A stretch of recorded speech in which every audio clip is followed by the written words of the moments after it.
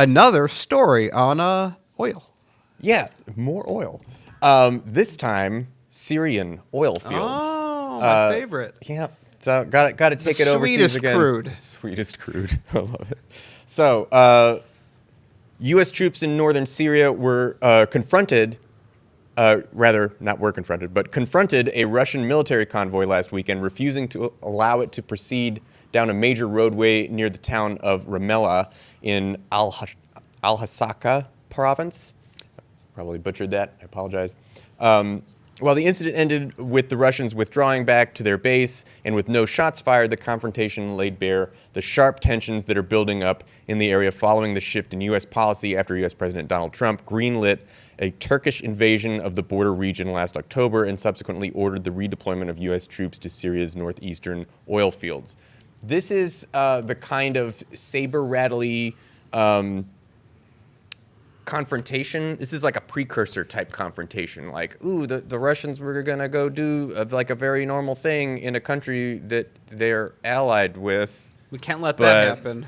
This other country that is parking itself in that country where that country doesn't want them to be there is telling them no. But Paul, the most important point of that is the country that is in a country that doesn't want to be in, then that's interfering with the allies of that country are the good guys. You have to remember, we are the good guys in every situation. This is just one of those things that's on my radar. People seem to think like, oh, the conflict in Syria is, basically over. America didn't get what it wanted. They didn't, overthrow Bashar al-Assad, and we're going to be mad about it. And the only thing we can really do is continue to support our allies in Turkey and in Israel, and maybe we can one day get that Assad guy. And it's like, no, the tensions are still high. We still have troops there.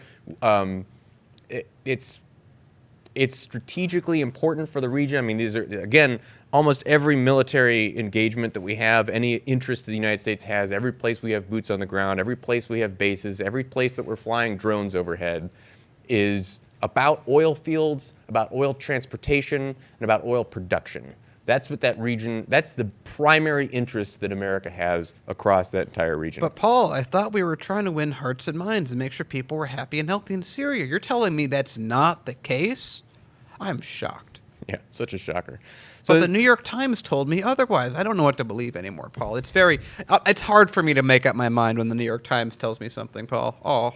Yes, do not trust the paper of record. We are highly skeptical of the paper of record. So a couple of interesting points I noted in the argument. So the value of the Syrian pound has been cut in half over the last 12 months, in large measure as a result of the financial meltdown in neighboring Lebanon, which has served as Syria's main port of access to hard currency under conditions in which the country has been subjected to a near total financial and economic blockade by Washington and its allies.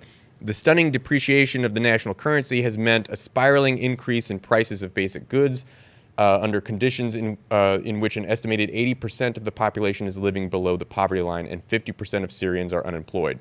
Anger over deteriorating social conditions erupted into protests in the government-controlled southern city of Suwaida, where residents took to the streets for 2 days running, chanting, quote, "This is a government of thieves." Security forces did not seek to suppress the demonstrations. In the end, even the bourgeois nationalist government of Bashar al-Assad is able to eradicate the last remnants of the al-Qaeda-linked militias that were unleashed upon the country by Washington and its allies. It will face far more intractable threat from the struggles of the Syrian working class. So that's an interesting little tidbit there about how the average Syrian is sort of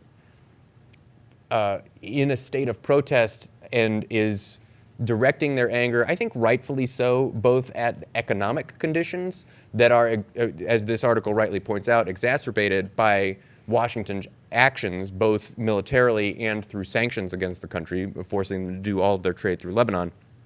But also the fact that, folks like us who criticize, America's Assad gassed his own people, and then people are like, well, don't you believe he's a dictator? No, I'm not a fan of al-Assad, right? The Ba'ath Party, it was a party that was essentially created by the United States in the first place. He was intended to be a neoliberal puppet of America. He's just not acquiescing to America's demands enough. It's just that's the biggest crime he's guilty of, honestly, is not listening to America and especially not giving us the price that we ask for, which is punishable by civil war. So you can call me a Syria war skeptic.